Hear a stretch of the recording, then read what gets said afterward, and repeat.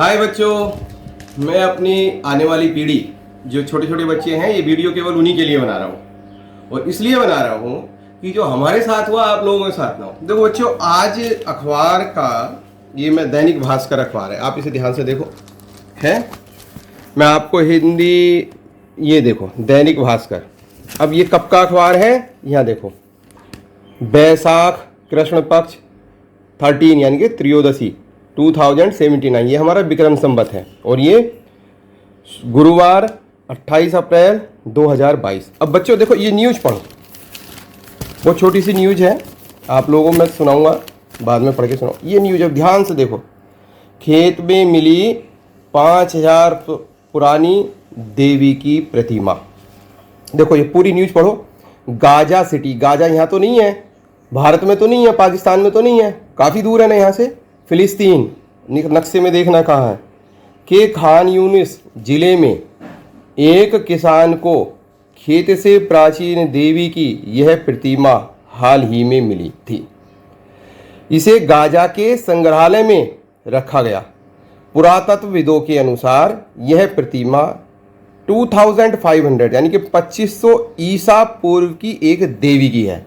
अब बच्चों सुनो, ईसा का मतलब 2022 यानी कि ईसा मसीह जो गुरुदेव थे, जिनको पैगंबर कहा जाता है, उनके जन्म से 2022 हो गए। अब इससे भी 25 साल, 2500, 2500 यानी कि लगभग 5000 आसपास, 5000 साल के आसपास, 4500 साल के आसपास की बात हो गई। इतनी पुरानी बात, इतनी पुरानी मूर्ति, और वो भी इतनी दूर कैसे मिली? इट मीन्स मूर्ति पूजा का जो परिपाटी है वो आज की नहीं है, बहुत पहली है, अत्यंत प्राचीन है। देवी की मूर्ति का मिलना, इट मीन्स उस समय देवी के रूप में भी उस परम शक्ति को पूजा जाता होगा। हुआ क्या, नए नए धर्म आते रहे, क्योंकि पुराने धर्मों में कोई ना कोई कमी होती रही। जब पुराने धर्मों में बहुत बुराई बढ़ गई तो एक ना एक परमपिता परमेश्वर ने और शक्तिमान ईश्वर ने एक ना एक अपना पैगाम देने वाला, अपना संदेश देने वाला संत भेजा, जो आत्मा जो तपस्या करते हैं उनको भेजा। और जब उनको यहाँ भेजा तो क्या हुआ, उन्होंने उस परमपिता परमेश्वर का संदेश सुनाया कि ये आपके यहाँ ये बुराइयां हैं, इन्हें दूर करो। जैसे किसी समय में लड़कियों को मार देते थे, अभी मार देते हैं। बड़े बड़े धनवान लोग अल्ट्रासाउंड जाके करवाते, देखते हैं बच्चियां हैं, उन्हें मार देते क्योंकि लड़की होगी, उसका दहेज करना पड़ेगा, दहेज करना पड़ने के बाद क्या होगा, उसकी शादी करनी पड़ेगी, खर्चा होगा, पढ़ाना पड़ेगा, उसके बाद दूसरे घर चली जाएगी, और दूसरे घर जाएगी तो दूसरे की पता नहीं दूसरा कैसा व्यवहार करे। ये सब बातें सोच के, क्योंकि समाज में लड़कियों की स्थिति अच्छी ना हो के, समाज में लड़कियों को एक प्रयोग करने की वस्तु, उपयोग करने की वस्तु हम सब लोगों ने बना लिया था।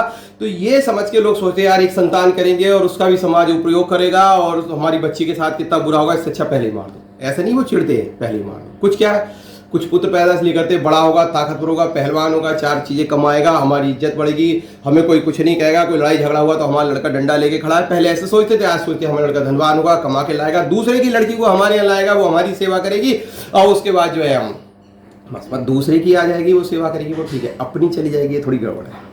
ये हम लोग क्या सोचते हैं। खैर, हम मेन पॉइंट पे आते हैं कि माता की जो ये मूर्ति मिली है आपके 2500 ईसा पूर्व यानी कि अब से 5000 साल पहले, 4500 साल पहले जो माता की मूर्ति मिली है, ये सिद्ध करती है कि जो सनातन धर्म है वो सनातन है, अत्यंत प्राचीन है। जो आपको बुरी चीज़ें लगती है, धीरे धीरे वो धीरे धीरे कम खत्म, संतों ने आके समाप्त की, कब की। और मूर्ति पूजा भी कोई गलत चीज़ नहीं है। मेरे कहने का मतलब ये नहीं है। मूर्ति पूजा क्यों हुई? मूर्ति पूजा इसलिए हुई कि भाई देखो, ऐसे आप पूजा करने लगे, थोड़ा उधर होंगे, मूर्ति पूजा कुछ ऐसे करने के लिए होने लगी कि भाई ऐसे मैं बैठा, अब मुझे ख्याल नहीं आ रहा मैं किसका ख्याल करूं, तो एक चीज तो चाहिए जिस पर ख्याल करो। अब मैं उस परम शक्ति, परमपिता परमेश्वर को किस रूप में चाहता हूं? माँ के रूप में चाहता हूं। सब धर्मों में कहा माँ के चरणों में जन्नत होती है, माँ के चरणों में स्वर्ग होता है। तो मैंने माँ के रूप में चाहा, तो मैंने एक मूर्ति बना ली। अब मूर्ति बना के मैंने क्या करा, अब मैंने ध्यान टेकने लगा कि मेरी माँ, वो परमपिता परमेश्वर, वो सर्वशक्तिमान ईश्वर, वो सर्वशक्तिमान महेश्वरी, वो जगदम्बिके, वो परमेश्वरी, वो सर्वशक्तिमान शक्ति ऐसी होंगी। सुंदर सी मूर्ति बना ली, माँ के रूप में पूजना शुरू। बाद में क्या होता है, वो ख्याल में आने लगती है, फिर उस मूर्ति की भी जरूरत नहीं होती, और धीरे धीरे धीरे हमारा तप बढ़ने लगता है अंदर, और वो सर्वशक्तिमान ईश्वर उसी रूप में हमें दर्शन दे देता है जिस रूप में हम उसका ख्याल करते हैं। उजाले के रूप में, रोशनी के रूप में ख्याल करते हो, रोशनी के रूप में आ जाता है।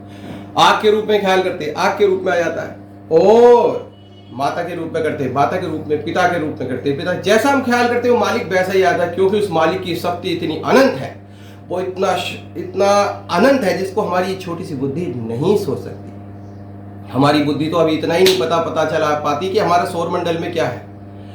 आज से 20,000 वर्ष पूर्व जो हमारे सबसे पुराने वेद है, उन वेदों में 20,000 साल पहले भी जो वेदों को पहले पत्तियों पे लिखा था कहते हैं, उनमें ग्रहों की स्थिति के बारे में पता है।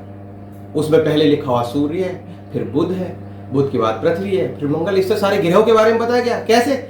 जो आपका ज्योतिष तंत्र है, जो आपका ज्योतिष है, वो ग्रहों पे तो आधारित है। जब दूरबीन नहीं थी उन्हें कैसे पता चला। आज आपके नासा में ग्रहों के बारे में बताते हैं। आज आपके और जितने भी इस तरह के वैज्ञानिक संस्थान हैं वो ग्रहों की खोज करते हैं। हमारे यहाँ पहले से पता था। आज का हमारा पंचांग, आप उस पंचांग को देखिएगा, ये पंचांग है, इस पंचांग की, ये पंचांग दिवाकर है। आप इस पंचांग की कैलकुलेशन और जो कहीं जो इनका ग्रहों का अध्ययन करने वाले वैज्ञानिक है उनकी कैलकुलेशन देखिएगा। बुध ग्रह जहां जिस स्थिति में इसमें बताया होगा, जिस क्षेत्र में गणितीय कैलकुलेशन से, वो आज भी उसी स्थिति में होगा। हम पहले से ही अपनी कैलकुलेशन बताए थे, सूर्य ग्रहण उस दिन होगा, सूर्य पर छाया उस दिन पड़ेगी, चंद्र पर छाया उस दिन पड़ेगी। हम पहले कैलकुलेशन से बताए थे। इट मीन्स विज्ञान और ज्ञान बहुत प्राचीन है।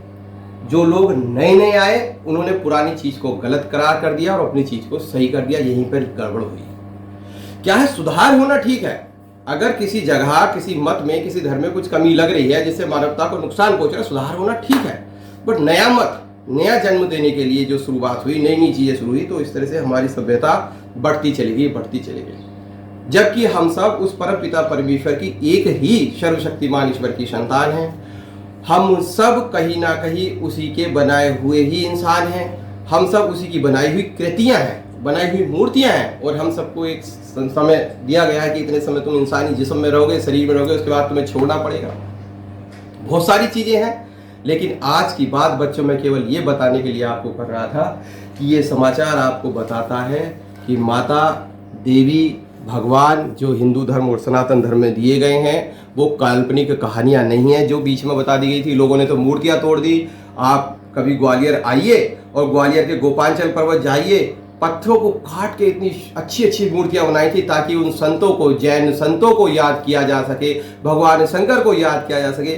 लेकिन एक काल आया जो दूसरे संप्रदाय का काल था, उन्होंने उसका तोड़ दिया। किसी की नाक तोड़ दी, किसी के कान काट दिए, किसी का सब मूर्ति खत्म करने का प्रयास किया, लेकिन वो बच गई, पूरी नहीं खत्म कर पाए। आज भी व्यवस्था बनी हुई है, लोग जाते हैं बड़े नतमस्तक से, श्रद्धा, हाँ भाई ये ऋषि थे, मुनि थे।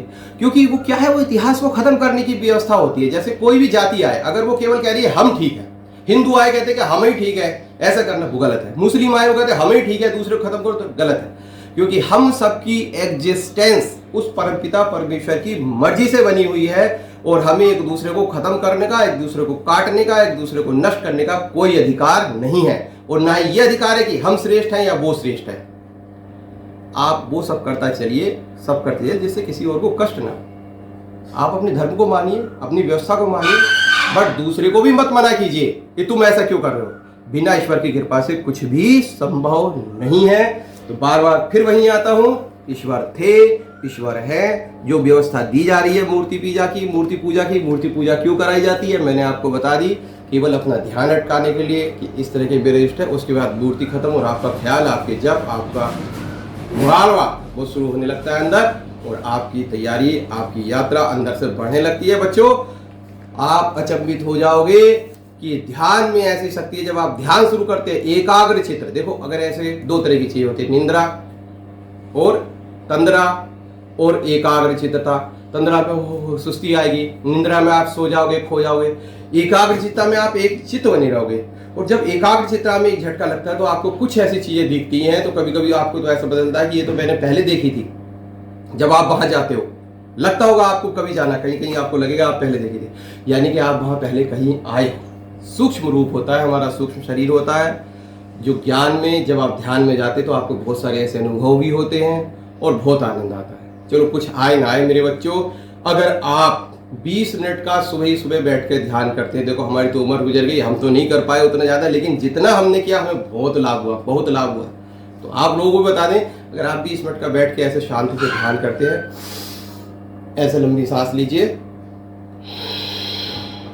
फिर सांस निकाल दीजिए, और जो भी आपके इष्ट हो, मैं नहीं कहता क्या कहना, जो भी आपके इष्ट हो, जो भी जिसमें आपकी श्रद्धा हो उसका ख्याल करिए। और भैया आपने श्रद्धा नहीं है तो सांसों पे ध्यान करिए और 20 मिनट निकालिए। धीरे धीरे आपको आनंद आना शुरू होगा और धीरे धीरे ये सब रहस्य है, ये जो रहस्य जैसे मैं आपको बता रहा हूँ ना, अखबार आज पढ़ा और तुम्हें इतना बड़ा प्रवचन दे दिया, ये सब चीज़ें आपको खुद पता चलने लगेगी कि आखिर है क्या। सत्यता से आप लोग मुंह नहीं मोड़ेंगे और समाज में एकता और शांति पैदा होने लगेगी।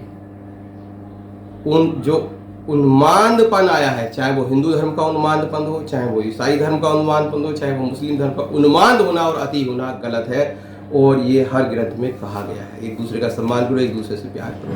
तो एक बार फिर जय माता दी।